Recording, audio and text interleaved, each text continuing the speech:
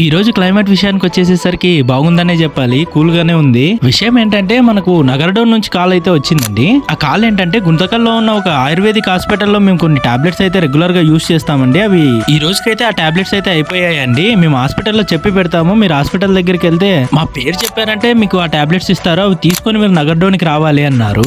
Okay అండి, తప్పకుండా వస్తాము అనేసి ఫస్ట్ అయితే మేడం వాళ్ళు చెప్పిన హాస్పిటల్ దగ్గరికి అయితే వెళ్ళాము. మనం వెళ్ళిన తర్వాత మన ముందే సార్ ఆ టాబ్లెట్స్ అన్ని రెడీ చేసి ఇవ్వడం జరిగింది. తర్వాత ఆ టాబ్లెట్స్ తీసుకుని మనం నగరడోన్ కి అయితే బయలుదేరాము. నగరడోన్ అంటే గుంతకల్ నుంచి దాదాపు 21.5 కిలోమీటర్స్ వస్తుందండి. నాకైతే ఒక డౌట్ వచ్చింది, సార్ అయితే ఒక మాట అడిగాను, సార్ ఈ టాబ్లెట్స్ ఉన్నాయి కదా దేని పర్పస్ కోసం యూజ్ చేస్తారు సార్ ఈ టాబ్లెట్స్ అని అడిగాను.